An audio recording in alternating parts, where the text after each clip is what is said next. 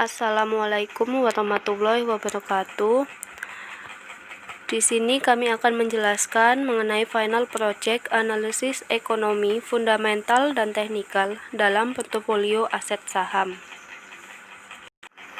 Sebagai investor atau pihak yang ingin mengalirkan dananya kepada perusahaan melalui pembelian saham, ada beberapa analisis yang perlu dilakukan. Di antaranya yaitu analisis ekonomi secara makro, analisis fundamental, dan analisis teknikal. Melalui analisis ini, kita bisa mengetahui saham dari perusahaan apa saja yang baik dan tepat untuk dijual atau dibeli. Sehingga adanya analisis ini membantu investor untuk mengambil keputusan investasi yang tepat. Yang pertama kita akan membahas tentang analisis ekonomi dunia dulu. Nah, belakangan ini kondisi ekonomi dunia itu mengalami stuck atau tidak berkembang. Bahkan di beberapa negara ada perkembangan ekonominya yang malah mengalami penurunan dan juga resesi. Nah, hal ini tuh disebabkan karena terjadinya pandemi wabah virus secara global yang mempengaruhi tingkat pertumbuhan perekonomian. Adanya bencana ini juga mengakibatkan masyarakat harus melakukan pembatasan pada kegiatan yang juga berimbas pada kegiatan usaha di berbagai sektor. Nah, pembatasan sosial ini membawa dampak buruk pada perekonomian karena menurunnya produktivitas dan melambatnya laju ekonomi yang juga berimbas pada kegiatan investasi. Turunnya laju perekonomian global juga ditunjukkan pada grafik di bawah ini. Itu ada grafik dari tahun 2010 hingga dari tahun 2021. Dapat kita lihat pada tahun 2010 perekonomian global bisa di angka 5%, sedangkan di tahun 2020 sangat turun jauh hingga mencapai di bawah 3%. Nah, lalu yang selanjutnya kita akan menganalisis ekonomi di Indonesia. Turunnya laju ekonomi secara global juga mempengaruhi pertumbuhan ekonomi dalam negeri. Dampak pandemi yang dirasakan di dunia global turut berimbas pada turunnya berbagai faktor pertumbuhan dalam negeri, di mana faktor-faktor tersebut juga menentukan keputusan dalam melakukan kegiatan berinvestasi. Dalam melakukan investasi sangat penting untuk menganalisis keadaan ekonomi terlebih dahulu. Dari kegiatan analisis tersebut nanti akan ada kebijakan dan keputusan seperti apa yang nantinya akan dibuat dalam kegiatan investasi. Adapun faktor-faktor ekonomi yang dapat dianalisis dalam kegiatan investasi itu ada PDB, lalu ada inflasi, nilai kurs rupiah, suku bunga. Yang pertama kita akan membahas tentang PDB dulu. PDB atau produk domestik bruto itu merupakan jumlah keseluruhan dari barang dan jasa yang diproduksi oleh suatu negara dalam jangka waktu tertentu.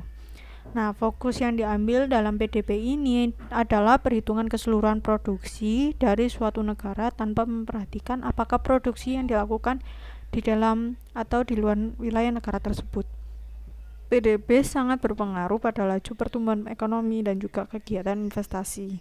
Semakin tingginya nilai PDB, maka semakin baik pada pertumbuhan ekonomi negara tersebut. Tingginya produksi di suatu negara menandakan bahwa tingkat daya beli konsumen atau masyarakat di negara tersebut juga tinggi. Nah, hal itu dapat memotivasi dan mempengaruhi perusahaan untuk dapat meningkatkan penjualan dan profitabilitasnya.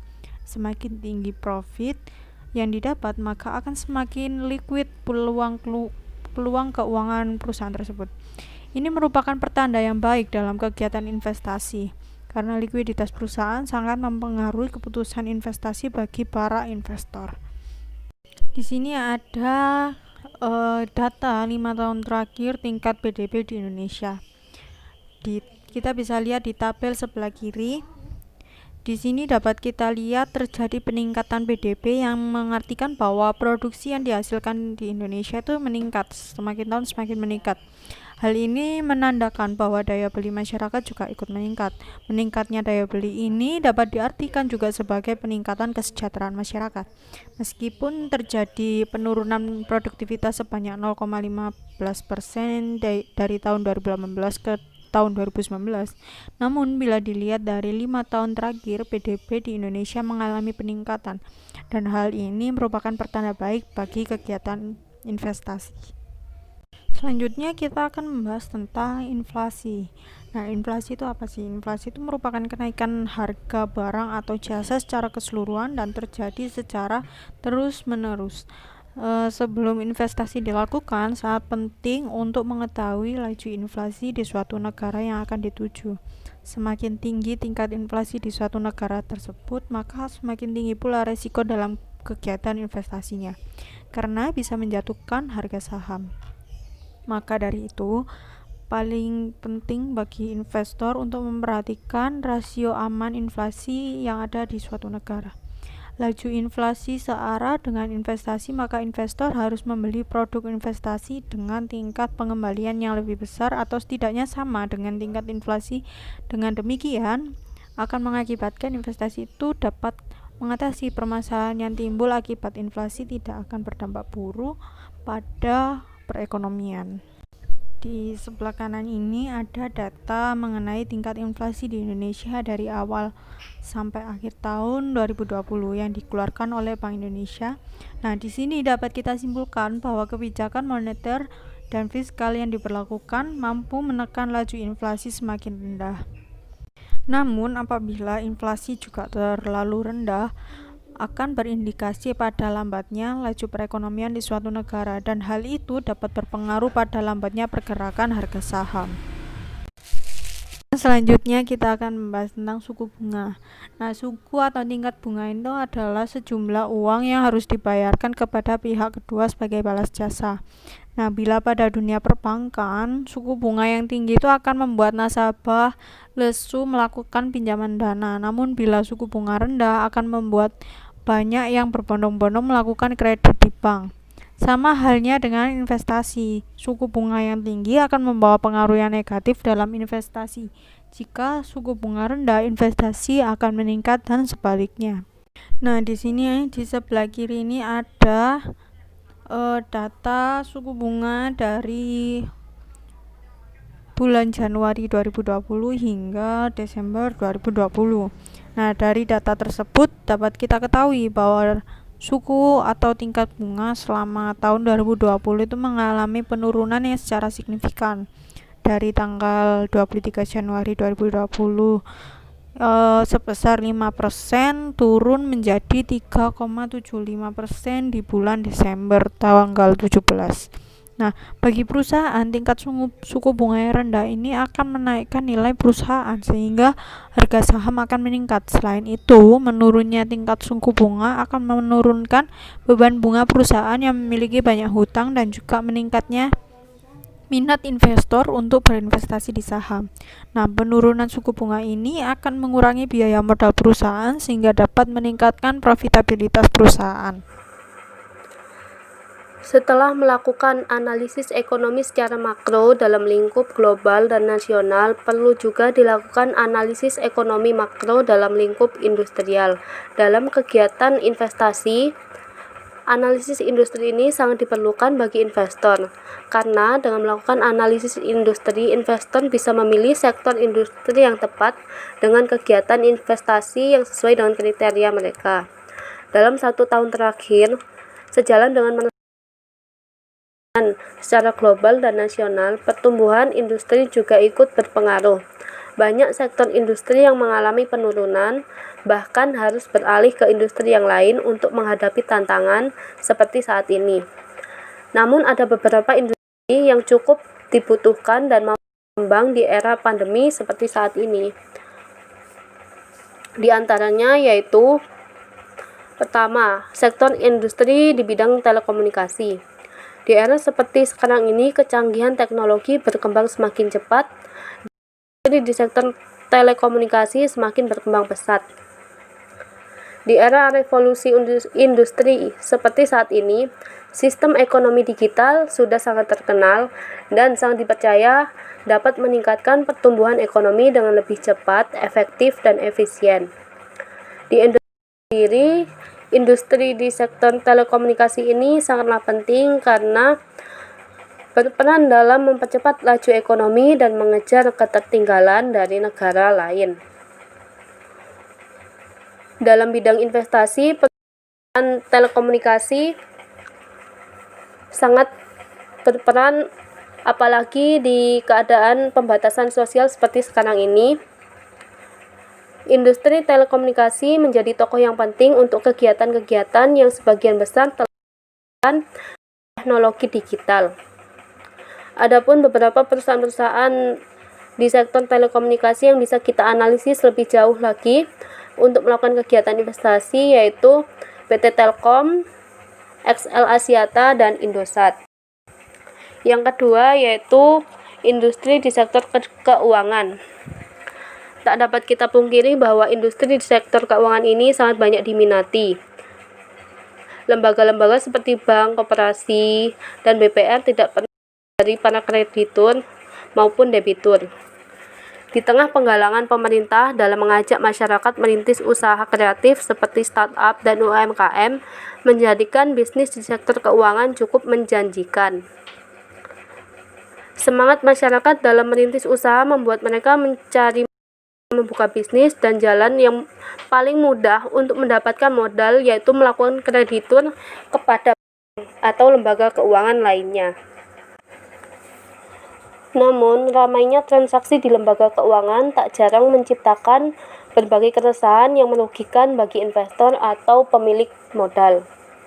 Adanya kasus gagal bayar, dan keadaan mengenai suku bunga yang tidak menentu membuat investor resah akan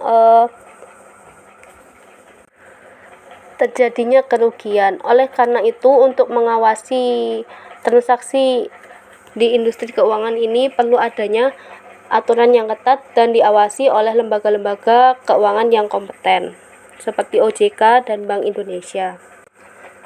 Dan yang ketiga yaitu sektor industri consumer good atau industri dalam makanan dan minuman. Industri ini sangat menjanjikan dan selalu dibutuhkan oleh masyarakat. Sektor industri ini merupakan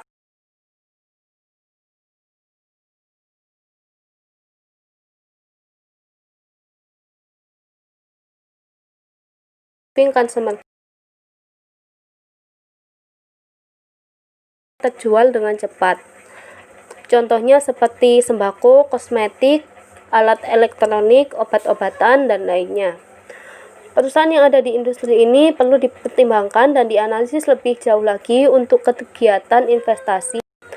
Mengingat perusahaan yang ada di sektor industri ini pastinya memiliki likuiditas dan profitabilitas yang tinggi.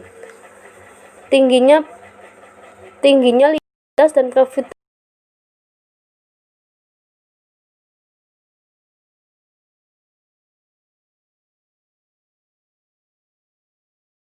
untuk melakukan kegiatan investasi di industri consumer good ini yaitu ada WIG dan PT Sasa. Dan industri selanjutnya yaitu di sektor pertambangan. Industri ini berdedikasi untuk menemukan dan mengolah bahan baku dari permukaan bumi. Dalam kegiatan investasi, industri di sektor pertambangan merupakan peluang yang cukup menjanjikan. Industri di sektor pertambangan umumnya menekankan pada perusahaan yang bergerak pada bidang pertambangan seperti batu bara, mineral, minyak bumi, dan metal. Setiap negara pasti mengeluarkan banyak uang atau modal untuk mengeksplorasi lokasi yang layak untuk mengolah bahan baku tambang. Semakin banyaknya kebutuhan akan bahan tambang untuk saat ini dan masa depan membuat sektor industri semakin diminati oleh investor. Hal ini membuat profitabilitas perusahaan di sektor industri pertambangan semakin meningkat. Maka dari itu, perusahaan di sektor industri ini dapat kita pertimbangkan dan dianalisis untuk kepentingan investasi, mengingat kebutuhan sehari-hari pada saat ini tergantung pada hasil tambang yang menjadikan profitabilitas dan likuiditas di perusahaan akan terus meningkat. Contoh perusahaan yang bisa kita analisis di industri ini yaitu PT Aneka Tambang, PT Timah, dan PT Mitra Isventindo. Setelah melakukan analisis ekonomi secara makro, perlu juga dilakukan analisis fundamental. Analisis fundamental merupakan suatu penilaian pada saham dengan memperhatikan nilai-nilai fundamental yang berpengaruh pada suatu saham. Dari analisis yang dilakukan terhadap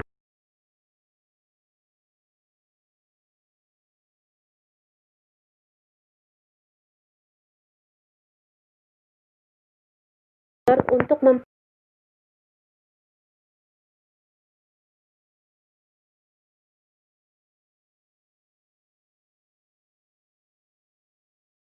yaitu pertama, current ratio. Current ratio merupakan rasio yang biasa digunakan untuk menunjukkan kemampuan perusahaan dalam membayarkan kewajiban lancarnya. Semakin besar rasio lancarnya, semakin tinggi pula kemampuan perusahaan dalam memenuhi kewajibannya. Pada umumnya, investor akan memeriksa laporan keuangan perusahaan. Mereka akan meninjau seberapa besar aktiva dan hutang lancar perusahaan. Semakin besar aktiva, maka semakin besar pula investor akan memperoleh keuntungannya.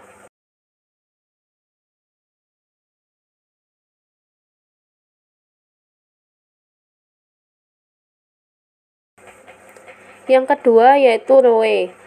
ROE atau Return of Equity adalah indikator yang menunjukkan seberapa besar hasil yang akan didapatkan oleh investor.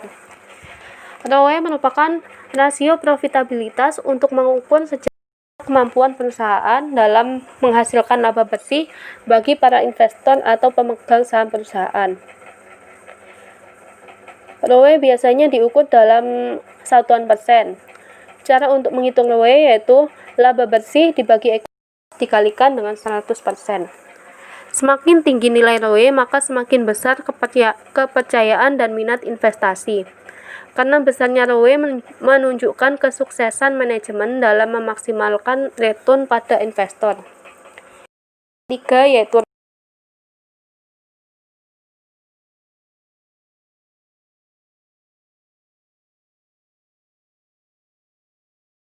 untuk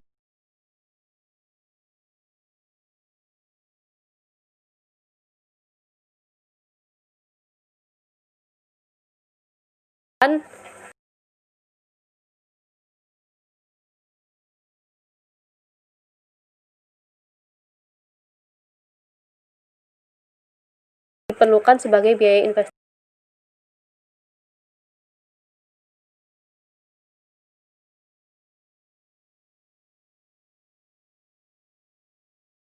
Menunjukkan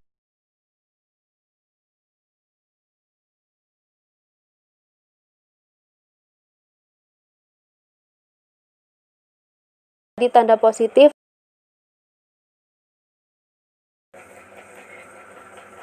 Yang kedua yaitu EPS atau earning per share. Earning per share merupakan laba yang akan didapat oleh investor dari tiap lembar saham yang beredar. EPS merupakan representasi dari jumlah uang yang akan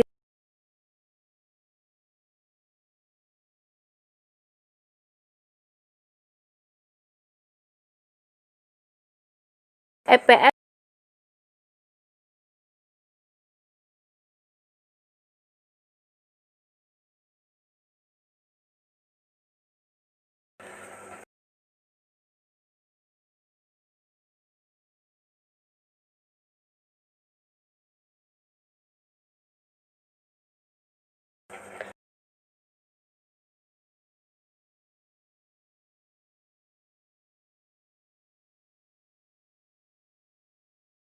ER atau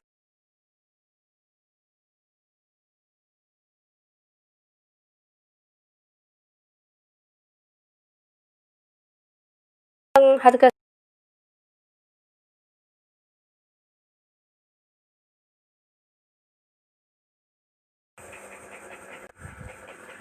Jika nilai PER yang ditunjukkan tinggi, maka menandakan bahwa harga saham yang berada di pasar juga tinggi. Nilai PER dapat dihitung dengan membagikan harga saham per lembarnya dengan earning per share-nya. PER yang tinggi mencerminkan harga saham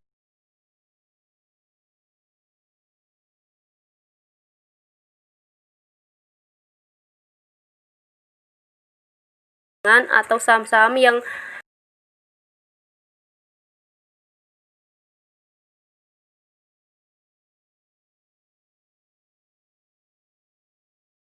karena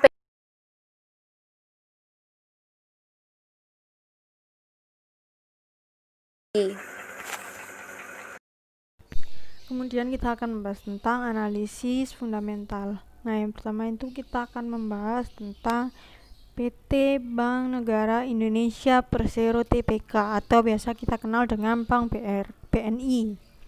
Nah, Bank BNI ini merupakan salah satu bank BUMN atau badan usaha milik negara yang berada di Indonesia. Bank ini termasuk bank tertua, bank komersial tertua di Indonesia dan juga termasuk bank terbesar nomor 4 di Indonesia. Nah, di sebelah kiri atas itu ada data dari Bank BRI. Nah, yang pertama kita akan valuasi current ratio-nya. Nah, berdasarkan data yang kita peroleh dari Stockbit, current ratio untuk industri di sektor keuangan tidak disertakan. Yang ada yaitu hasil pemeringkatan PE ratio semua emiten yang terdaftar di bursa dengan nilai 15,50. Perusahaan dengan PE ratio terkecil mendapatkan ranking tertinggi karena semakin kecil nilai PE ratio-nya menunjukkan bahwa semakin emiten tersebut undervalued. Lalu selanjutnya kita akan membahas tentang valuasi ROE atau Return of Equity. Nah, berdasarkan data yang kita peroleh, Return of Equity yang dimiliki oleh BNI yaitu sebesar 7,0%. Artinya, dari modal yang dimiliki BNI tersebut bisa menghasilkan laba sebesar 7,0%. Selama angka tersebut tidak menyentuh angka negatif, maka artinya BNI masih bisa atau mampu mengelola keuangannya, menghasilkan laba dan juga mengembalikan atau memberikan keuntungan kepada investor meskipun masih terbilang belum maksimal. Nah, lalu selanjutnya kita akan valuasi ROA-nya. Nah, ROA atau biasa kita sebut dengan Return of Asset. Nah, Return of Asset yang dimiliki BNI ini sebesar 0,8%. Yang artinya kemampuan BNI dalam mengelola asetnya untuk menjadi laba hanya sebesar 0,8%. Nah, efisiensi dan efektivitas BNI dalam mengelola aset yang dimiliki agar menjadi laba terbilang masih rendah. Nah, rendahnya efisiensi Return of Asset-nya ini bisa mempengaruhi pengembalian dana kepada investor yang mengeluarkan dananya kepada pihak BNI. Rendahnya nilai Return of Asset-nya ini juga beresiko bagi investor karena menandakan rendahnya kemampuan BNI dalam mengelola operasionalnya. Lalu selanjutnya kita akan membahas tentang valuasi PER atau Price and Earning Ratio. Nah, price earning ratio yang dimiliki BNI ini sebesar 20,08 kali dari harga sahamnya. Dengan nilai itu harga saham BNI ini masih bisa dikatakan wajar lah ya, tidak murah dan tidak mahal. Karena price earning ratio yang masih berada di angka ideal itu sekitar 20 sampai 25 kali. Nah, dengan angka 20,08 kali maka bisa dianggap Bank BNI ini masih aman dan masih baik apabila investor ingin melakukan investasinya. Namun apabila dibandingkan dengan bank-bank yang lain, nilai ini masih bisa dinilai cukup rendah dan menjadi sinyal positif bagi investor. Lalu selanjutnya kita akan menjelaskan tentang valuasi EPS atau earning per share yang dimiliki BNI ini sebesar 414,56. Hal ini menunjukkan bahwa dari tiap lembar saham BNI yang beredar akan para pemilik saham itu akan mendapatkan laba sebesar Rp414,56. Dengan nilai segitu memang terbilang cukup tinggi bila dilihat dari harga saham BNI yang masih relatif rendah. Rendahnya harga saham ini dan tingginya EPS ini akan menjadi daya tarik investor untuk menanamkan modalnya. Nilai price earning ratio yang rendah dan EPS yang cukup menjanjikan sehingga saham ini tuh bisa bertahan dan bisa dipertahankan. Lalu selanjutnya kita akan membahas tentang Bank BRI atau PT Bank Rakyat Indonesia Persero Tbk, biasanya kita sebut dengan Bank BRI ya. Nah, Bank BRI ini juga termasuk salah satu bank badan usaha milik negara atau BUMN yang ada di Indonesia. Bank BRI ini juga termasuk salah satu bank komersil terbesar di Indonesia. Lalu bank ini biasanya juga membantu di segmen usaha mikro, kecil dan menengah atau UMKM dengan layanan micro banking terbesar di Indonesia maupun di dunia. Lalu di sini sebelah kiri bawah kita akan melihat ada data dari PT Bank Rakyat Indonesia atau BRI dengan kode BBRI. Yang pertama kita akan membahas tentang valuasi current ratio-nya. Berdasarkan data yang kita peroleh dari Stockbit, current ratio untuk industri di sektor keuangan tidak disertakan. Yang ada yaitu hasil dari pemeringkatan PE ratio semua emiten yang terdaftar di bursa dengan nilai 24,92. Lalu perusahaan dengan PE ratio terkecil mendapatkan ranking tertinggi karena semakin kecil nilai PE ratio menunjukkan bahwa saham emiten tersebut undervalued. Dengan nilai 24,92 artinya Bank BRI mempunyai peringkat yang lebih rendah daripada Bank BNI. Lalu yang selanjutnya kita akan membahas tentang valuasi ROE-nya atau Return of Equity. Nah, ROE yang dimiliki BRI ini bila dilihat dari data tersebut sebesar 12,3% yang artinya dari modal atau ekuitas yang dimiliki. BRI itu dapat mengelola dengan baik dan mampu menghasilkan laba bersih dibandingkan dengan Bank BNI. BRI memiliki kemampuan yang lebih baik dalam memaksimalkan return ekuitasnya, terutama return terhadap investor. Hal ini juga menandakan bahwa profitabilitas BRI bisa jadi lebih tinggi daripada BNI. Lalu yang selanjutnya kita akan membahas tentang valuasi ROA-nya atau Return of Asset. ROA-nya dari data di situ BRI memiliki ROA sebesar 1,6%, menandakan bahwa BRI itu mampu mengelola asetnya dan mampu menghasilkan laba dari aset tersebut. Dari data tersebut bisa kita lihat bahwa BRI memiliki efisiensi yang lebih besar dalam mengelola asetnya daripada Bank BNI yang hanya mampu mengelola aset dengan nilai ROA kurang dari 1%. Namun, hal tersebut bukan menjadi salah satu indikator bagi investor untuk memutuskan investasinya karena ada indikator-indikator yang lainnya. Lalu yang selanjutnya kita akan menjelaskan tentang valuasi PER-nya atau Price Earning Ratio yang dimiliki oleh BRI ini. PR-nya sebesar 31,39 dan ini merupakan nilai yang tinggi untuk nilai PER. Dengan dikatakan bahwa saham BRI memiliki tingkat rasio saham 31,39 dari harga sahamnya. Meskipun memiliki nilai PER yang lebih tinggi, saham BRI bukanlah harga saham gorengan.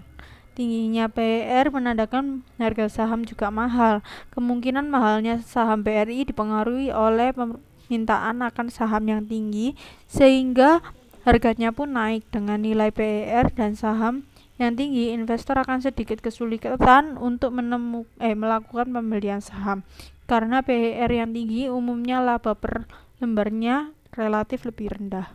Selanjutnya kita akan membahas tentang valuasi EPS atau earning per share. Yang earning per share yang akan didapatkan dari setiap lembar BRI yaitu sebesar Rp192 192,21 rupiah maksudnya. Nah, EPS ini terbilang masih cukup rendah untuk bisnis perbankan, apalagi BRI merupakan bank yang sudah cukup terkenal dan memiliki banyak nasabah. Angka 192,21 rupiah ini masih lebih kecil dibandingkan dengan EPS Bank BNI yang sudah mencapai 414,56. Artinya, meskipun ROA dan ROE-nya lebih baik, namun, keuntungan yang akan diterima oleh pemilik saham relatif lebih kecil. Investor dapat mempertimbangkan untuk menjualnya karena harga sahamnya overvalued atau terlalu mahal. Yang selanjutnya kita akan membahas tentang fundamental PT Bank Sentral Asia atau biasa kita kenal dengan Bank BCA. Nah, Bank BCA ini termasuk bank swasta terbesar di Indonesia ya. Nah, di sini ada data dari PT Bank Sentral Asia di sebelah kanan bawah atau biasa kita sebut BCA dengan kode BBCA. Nah, di sini kita akan membahas tentang valuasi current ratio-nya. Berdasarkan data yang kita peroleh dari Stockbit, current ratio untuk industri ini sama di sektor keuangan tidak disertakan, yang ada yaitu hasil dari peningkatan current PE ratio. Semua emiten yang terdaftar di bursa dengan nilai 31,51. Perusahaan dengan PE ratio terkecil mendapatkan ranking tertinggi karena semakin kecil nilai PE ratio-nya menunjukkan bahwa saham tersebut undervalued. Nilai ini menunjukkan bahwa dari usaha perbankan yaitu BNI, BRI, dan BCA. BNI memiliki peringkat tertinggi karena memiliki saham yang paling undervalued. Selanjutnya yaitu valuasi ROE atau Return of Equity. Return of Equity yang dimiliki BBCA itu sebesar 2,8%.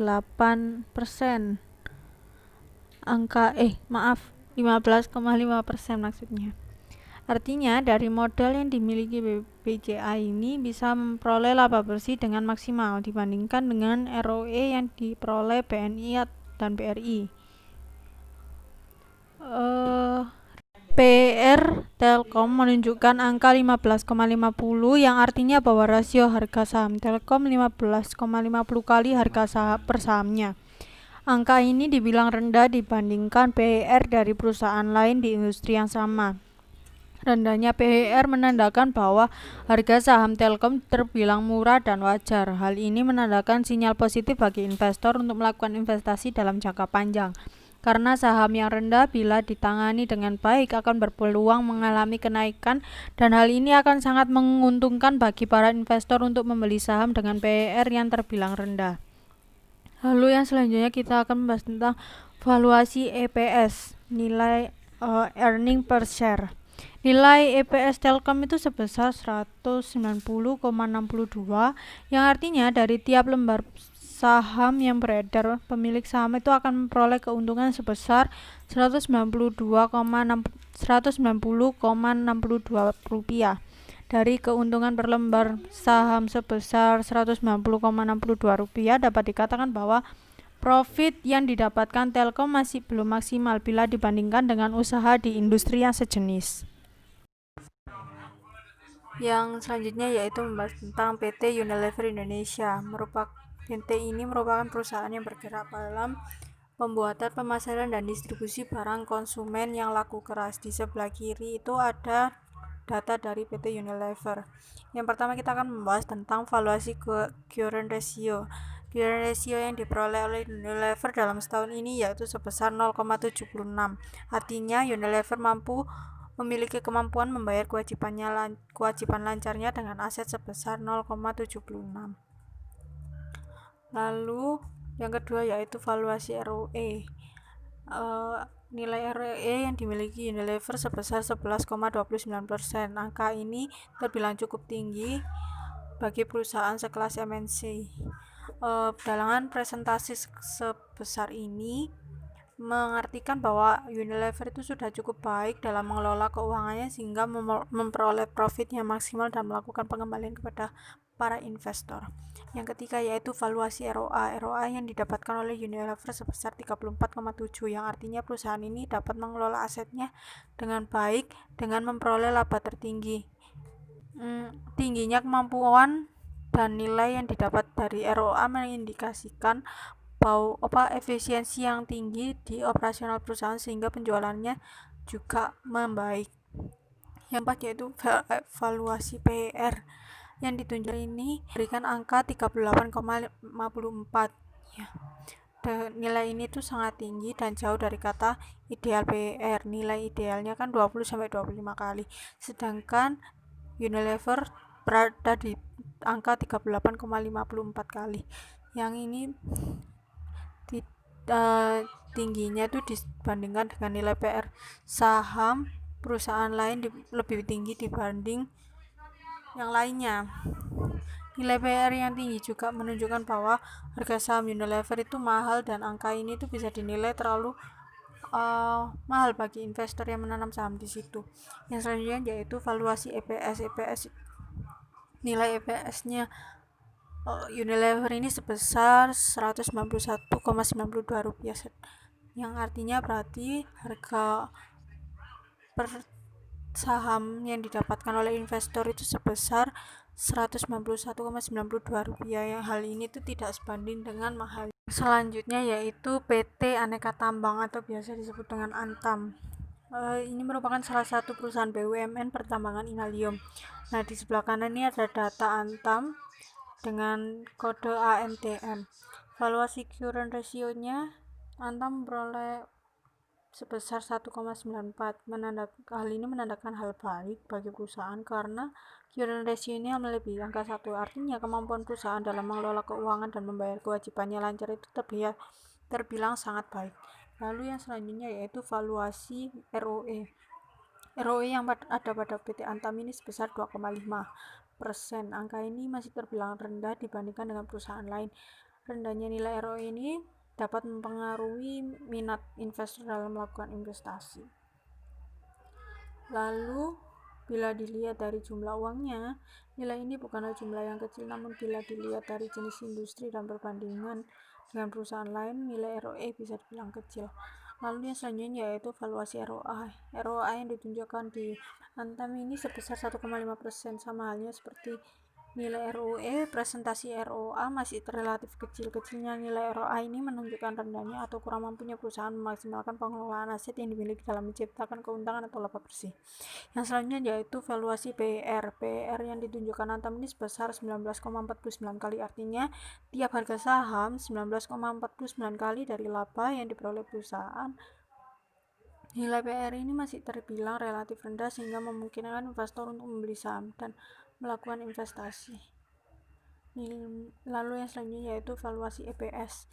Nilai EPS yang didapatkan nantinya sebesar Rp66,63, artinya dari tiap lembar saham Antam itu yang beredar, pemilik itu saham akan memperoleh keuntungan sebesar Rp66,63 per lembarnya. Ini nilai EPS-nya relatif rendah karena menunjukkan bahwa harga sahamnya itu juga ikut rendah. Yang selanjutnya yaitu analisis teknikal, merupakan sebuah analisis yang digunakan untuk mengetahui dan memprediksi harga suatu saham dengan mempelajari historical data-data saham di suatu pasar, seperti harga, volume transaksi, penawaran dan permintaan akan suatu saham. Nah, di sini ada komponen analisis teknikal itu ada 3, yaitu candlestick chart. Yang pertama itu candlestick chart. Candlestick itu adalah suatu jenis grafik harga yang digunakan untuk menampilkan harga sekuritas tinggi, rendah, terbuka, dan penutupan untuk periode tertentu dengan bentuk menyerupai lilin. Candlestick ini biasa digunakan oleh trader untuk melihat pola chart dan pergerakan harga. Setiap candlestick ini terdiri dari batang dan lilin sumbu. Batang itu untuk mencerminkan perbedaan antara harga buka dan tutup di suatu periode tertentu. Sedangkan sumbu merupakan garis tipis di atas dan di bawahnya mewakili harga tinggi dan rendahnya untuk periode itu. Lalu yang selanjutnya yaitu ada support dan resisten. Support adalah tingkat atau area harga tertentu yang dipercaya sebagai titik terendah pada suatu masa, di mana seakan-akan tingkat harga ini menjaga supaya harga tidak jatuh lebih dalam. Cara penentuannya garis ini adalah dengan menarik minimum 2 garis horizontal pada posisi terendah level tertentu. Sedangkan resisten kebalikan dari support, di mana tingkat atau area harga tertentu yang diyakini sebagai titik atau area tertinggi pada suatu masa, di mana aksi jual cukup besar sehingga menghambat harga bergerak naik. Cara penentuan garis ini dengan menarik minimum 2 garis horizontal pada posisi tertinggi level tertentu. Yang ketiga itu ada bearish dan bullish. Bearish merupakan suatu kondisi di mana pasar saham sedang mengalami tren naik. Biasanya ditandai dengan warna merah,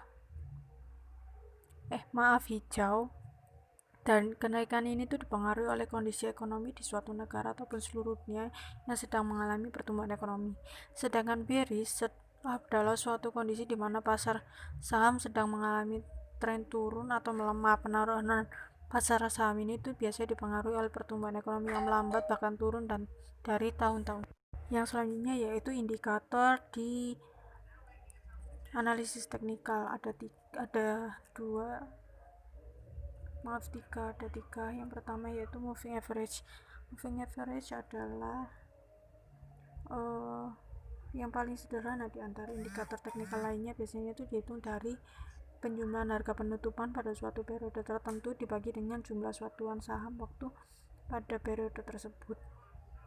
Jadi jika harga bergerak uptrend, kurva MA itu akan bergerak ke atas, dan sebaliknya jika pergerakan harga downtrend, maka kurva MA itu akan bergerak ke arah bawah.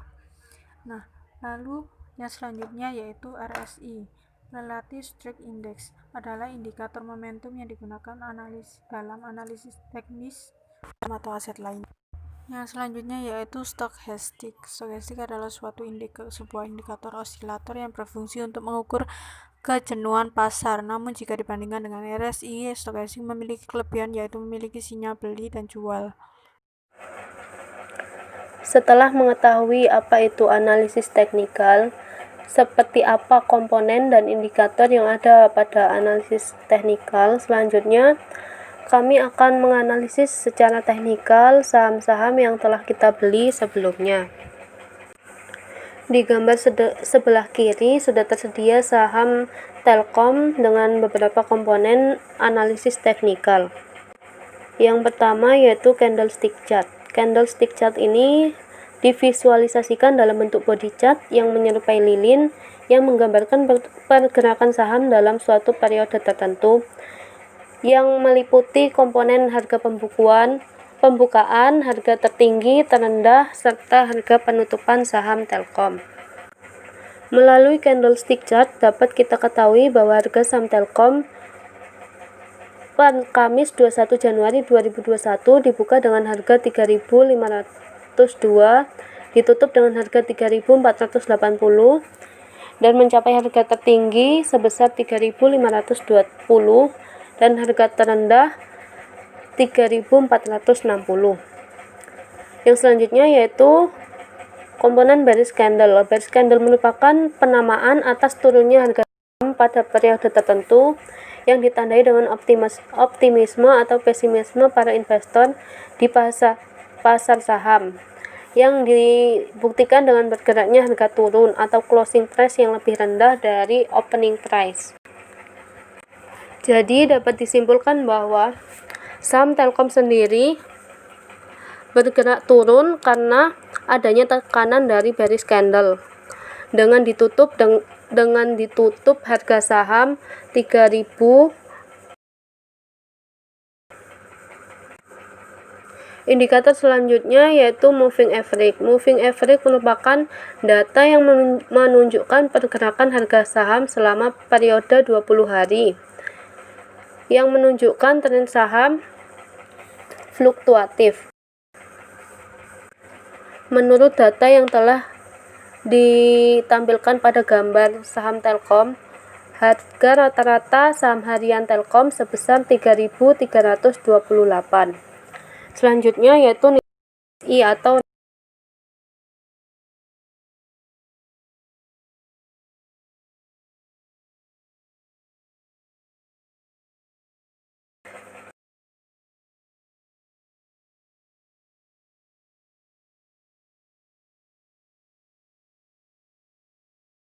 karena tidak ada beli.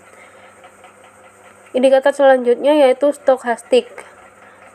Indikator ini ditunjukkan adanya indikasi jual atau beli bila nilai-nilai stokastik saling berpotongan. Sedangkan pada gambar yang ditunjukkan oleh saham Telkom tidak adanya indikasi perpotongan garis jual dan garis beli, artinya tidak ada sinyal jual dan sinyal beli. Investor bisa mempertahankan sahamnya. Dan selanjutnya beralih pada gambar sebelah kanan yang menunjukkan saham BNI. Dalam candlestick dapat kita lihat bahwa saham BNI pada hari Kamis 21 Januari 2021 dibuka dengan harga 6.505, ditutup dengan harga 6.425, mencapai harga tertinggi sebesar 6.575 dan mencapai harga terendah 6.400. Dan sama seperti sebelumnya, harga saham BNI terdorong mengalami penurunan karena adanya indikasi bearish candle yang berada di 6.405. Selanjutnya moving average atau fluktuasi harga saham harian BNI sebesar 6.196. Dan relatif strike index yang ditunjukkan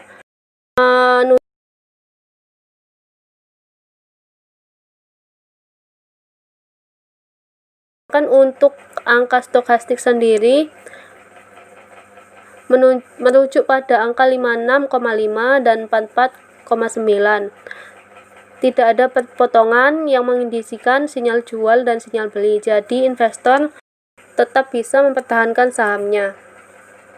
Dan bagi investor yang ingin melakukan pembelian, di waktu ini dirasa masih belum tepat untuk melakukan pembelian pada saham BNI.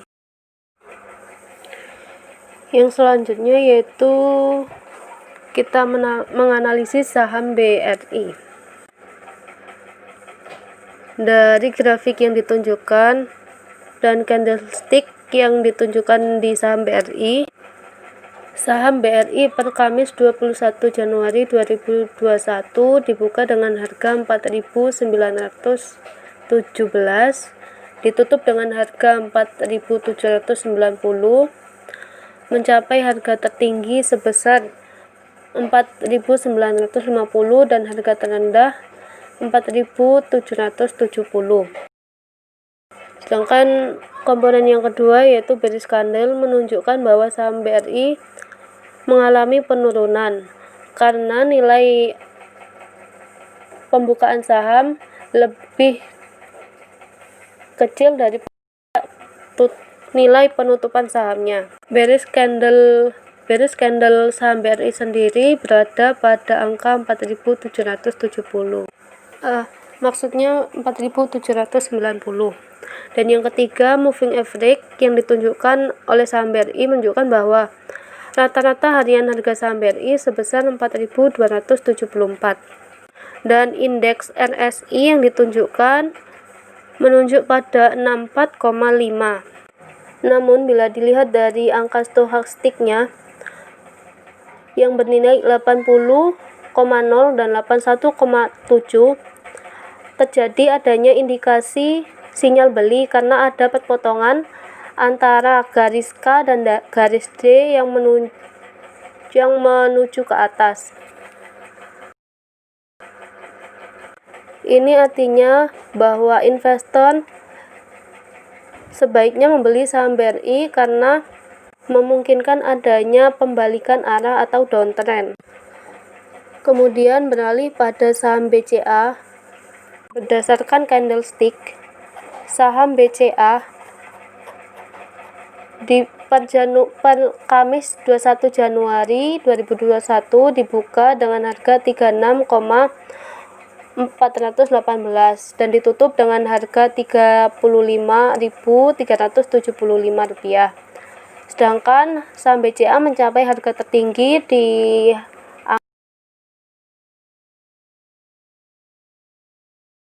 Rp35.300. Bearish candle saham BCA juga menunjukkan adanya penurunan karena harga saham bergerak turun dan dibuktikan dengan rendahnya harga pembukaan dibanding dengan harga penutupan.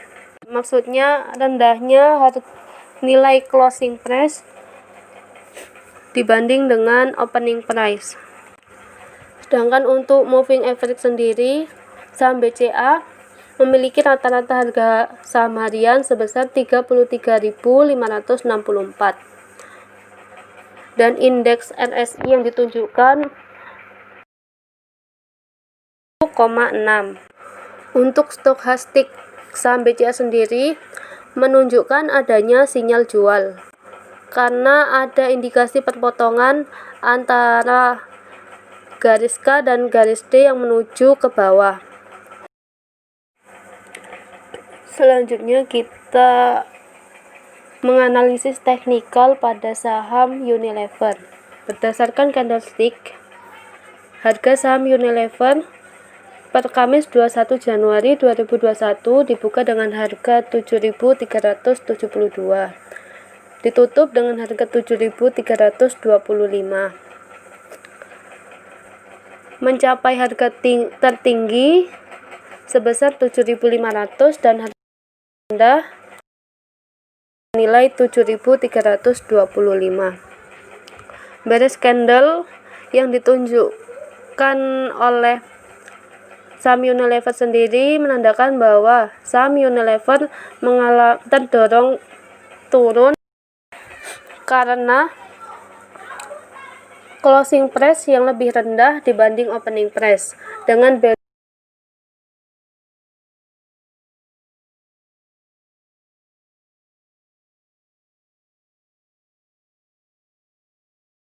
moving average pada saham Unilever senilai 7.541 dan RSI menunjukkan pada indeks 48,2 yang artinya berada pada range pasar saham jangka pendek.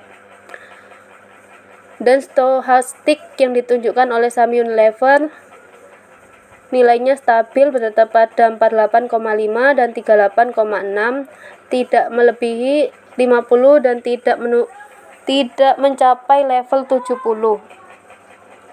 Tidak ada perpotongan dan tidak mengindikasikan adanya sinyal jual maupun sinyal beli.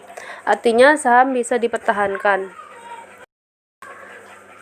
Bergeser ke sebelah kanan, ada saham Antam atau aneka tambang. Dari candlestick ditunjukkan bahwa per Kamis 21 Januari 2001 saham Antam dibuka harga 3.291, ditutup dengan harga 3.090, mencapai harga tertinggi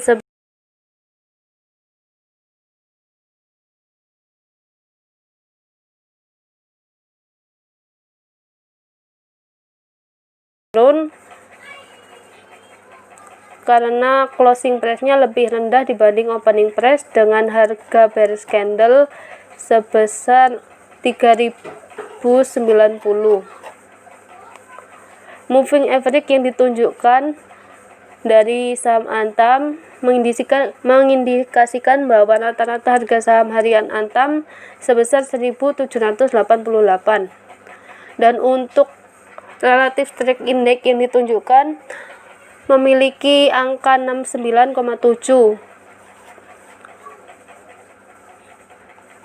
mendekati angka 70 dan mengindikasikan adanya sinyal beli. Hal ini diperkuat dengan data stokastik yang berada pada nilai 76,7 dan 70,9. Tidak ada potongan pada sinyal Antam, namun dilihat dari angkanya bisa yang sudah berada pada level 70 dikatakan overbook. akan ada indikasi sinyal beli pada saham Antam.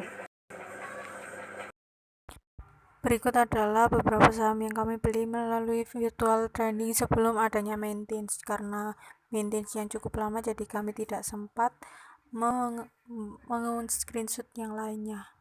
Dan mungkin kami akan menjual saham-saham yang menurut kami kurang bagus dan mengalami penurunan yang secara signifikan. Sekian dari kelompok kami, kurang lebihnya mohon maaf. Wassalamualaikum warahmatullahi wabarakatuh.